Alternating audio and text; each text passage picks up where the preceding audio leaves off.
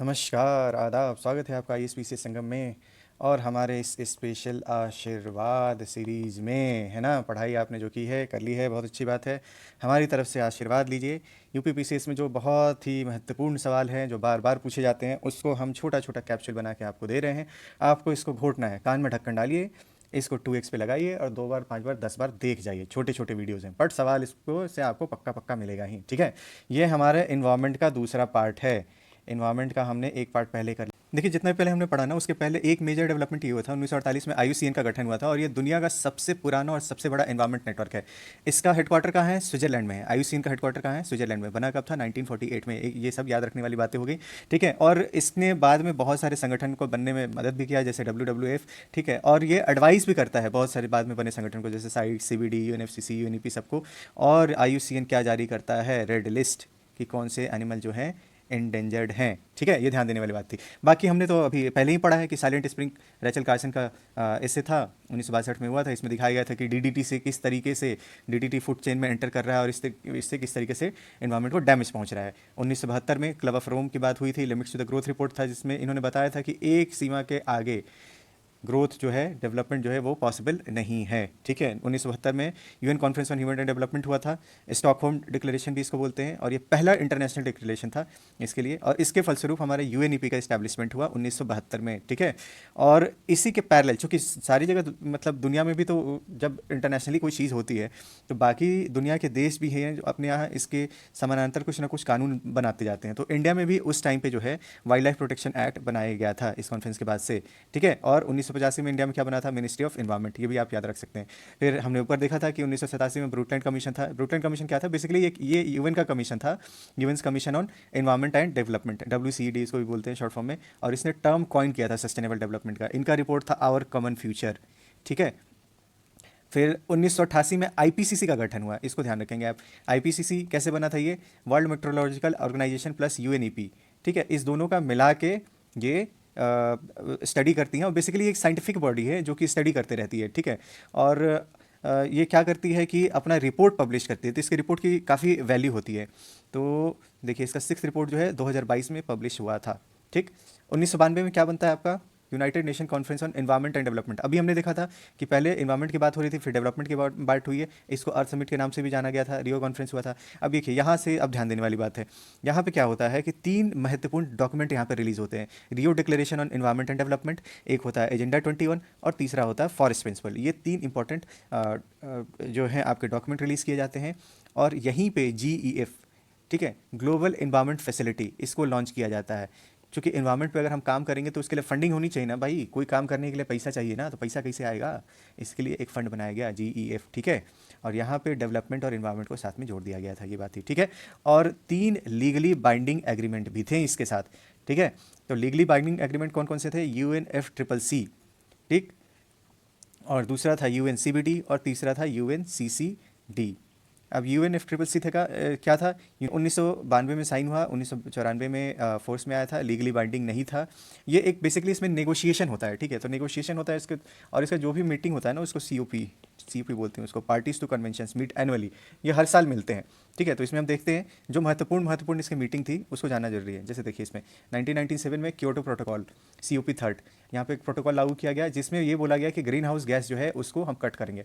अब कट कैसे करेंगे भाई? अमेरिका तो बहुत ज़्यादा धुआं निकाल रहा है, भारत कम निकाल रहा है, अफ्रीका के और भी बहुत सारे छोटे देश हैं जो कि कम धुआं निकाल रहे हैं। तो इसलिए वहाँ पे सबको अलग अलग जिम्मेदारियाँ दी गई, जिसका नाम क्या रखा गया? CBDR, common but differentiated responsibility.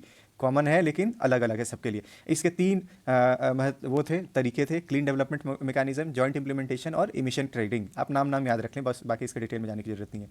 2007 में हुआ था आपका बाली का COP 13 इसको बोलते हैं। और बाली एक्शन प्लान बनाया गया था, और फॉर्मेशन ऑफ रेड, REDD, ठीक है, रेड का फॉर्मेशन यहाँ हुआ।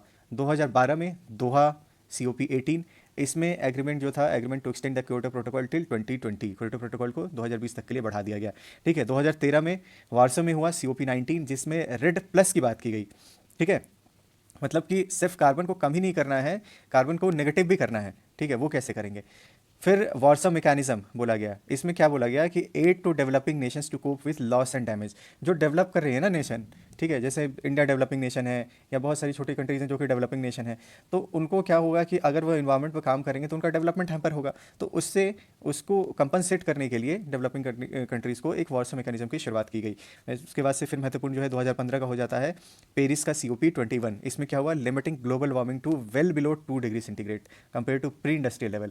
मतलब जो औद्योगिकरण हुआ था विश्व में, उसके पहले जो टेम्परेचर हुआ था उसके मतलब उससे 2 डिग्री सेंटीग्रेड ज़्यादा नहीं होना चाहिए। तो ये बोला गया कि टेम्परेचर को हम कंटेन करेंगे, लेकिन हम कोशिश ये करेंगे कि उसके 1.5 डिग्री से ज़्यादा ना हो। ठीक है, 2 से कम रखना है और 1.5 से ज़्यादा ना हो, इसकी कोशिश करनी है। दोनों एक साथ ही आता है टर्म, इसलिए इसको दोनों को यहाँ लिख दिया है। 2021 में ग्लासगो में हुआ था COP26। इसमें इंडिया ने वादा किया कि India to achieve net zero target by 2070। India ने कहा कि हम नेट जीरो टारगेट अचीव करेंगे 2070 तक। बाकी 2024 में लास्ट हुआ था COP29, ये बाकू में हुआ था, अजरबैजान। इसका खाली आप नाम याद रख सकते हैं। ठीक है, तो ये UNFCCC United nation framework convention on climate change, इससे संबंधित जो COP थे वो हमने देख लिया। अब देखिए इसमें एक और चीज़ थी क्या, UNCBD। इससे 2 प्रोटोकॉल निकल के आए। ठीक है, United nation convention on biodiversity. ठीक है, और इससे क्या हुआ कि UNCBD जब लागू हुआ तो इसी के फलस्वरूप इंडिया में बायोडाइवर्सिटी एक्ट भी बना था 2002 में। ठीक है, इसके महत्वपूर्ण कंपोनेंट कौन कौन से हैं, इसमें एक कार्टेजिना प्रोटोकॉल था ऑन बायो सेफ्टी। ठीक है, और एक नगोया प्रोटोकॉल था on access and benefit sharing. ठीक है, इंडिया इन दोनों का पार्टी है, इसको आपको ध्यान रखना है।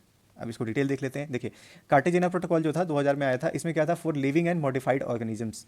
ठीक है, और इसमें क्या है, एडवांस इन्फॉर्म्ड एग्रीमेंट्स। मतलब मान लीजिए कि कोई लिविंग और मॉडिफाइड ऑर्गेनिज्म है जिसको एक देश से दूसरी जगह पे लेके जा रहे हैं आप, तो इसमें आपको एडवांस इन्फॉर्म्ड एग्रीमेंट होना चाहिए। ये डिसीजन इस पे लिया गया था, मतलब इन्फॉर्म्ड होनी चाहिए ये चीज़। ठीक है, फिर उसके बाद से नगोया प्रोटोकॉल 2010 में आया था। इसमें किस पे बात हुई थी, conservation of biodiversity and access and benefit sharing. ठीक, और इसमें 20 टारगेट दिया गया, जिसको HE टारगेट के नाम से भी जानते हैं। 20 टारगेट दिया गया, HE टारगेट्स। ठीक है, किसके अंडर आया था, नगोया प्रोटोकॉल। अब इसको आप समझिए थोड़ा सा, जैसे मान लीजिए कि हमारे आदिवासी भाई बहन हैं। ठीक है, अब उनको क्या है कि कुछ चीज़ों की जानकारी है बहुत पहले से। ठीक, अब मान लीजिए कि किसी और कंपनी आ गई, कोई विदेशी कंपनी, अब उसने नीम के गुण को ढूंढ लिया, अब उसका वो बेनिफिट ले रही है। तो बोला गया कि नहीं, जिनको पहले से पता था ना उनको बेनिफिट उसका मिलना चाहिए, उसका शेयर करना चाहिए। तो इसलिए बोला गया था conservation of biodiversity and access and benefit sharing. ठीक है, ये 2 पार्ट हमने देख लिया। अब तीसरा पार्ट कौन सा है, UNCCD। UNCCD क्या था, जो एजेंडा 21 हमारा डॉक्यूमेंट था ना, इसी के फलस्वरूप UNCCD का निर्माण हुआ। और इसमें इंपॉर्टेंट चीज़ बस ये है, इसको ध्यान रखिएगा कि ये जो रिपोर्ट निकालता है उसका नाम है global land outlook report. Global land output report कौन निकालता है, UNCCD। इसका एक ब्रीफ देख लेते हैं। देखिए UNCCD, united nation convention to combat desertification. UNCCD कब आया था, 1994 में आया था। और इसका काम क्या है, to ensure land degradation neutrality. जो लैंड डिग्रेडेशन हो रहा है ना उसको कम से कम करना है, न्यूट्रल करना है। और याद रखने वाली बात इसमें कि इसका COP14 जो हुआ था वो न्यू दिल्ली में हुआ था। और यहाँ पे इसको बोलते हैं Delhi declaration to ensure LDN by 2030।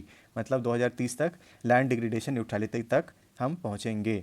ठीक है, तो उम्मीद करते हैं कि आपको जो भी टॉपिक हमने अभी बताया है UN से रिलेटेड, यह सब आपको समझ में आया होगा। आप इस वीडियो को पॉज कर लीजिए, जहाँ जहाँ पे आपको देखना है इसको आप दोबारा देखिए, तिबारा देखिए, कान में ठूसिए। ये सब बहुत महत्वपूर्ण है, इससे आपको सवाल मिल ही जाता है। तो आपसे अनुरोध होगा कि आप इसको देखिए, अपनी तैयारी अच्छे से करिए और बिल्कुल प्रेशर नहीं लेना है, आराम से एग्ज़ाम दीजिए, स्वस्थ रहिए, मस्त रहिए।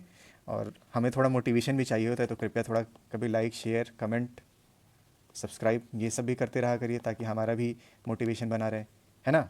चलिए ठीक है, अपना ख्याल रखिए। जय हिंद, जय भारत।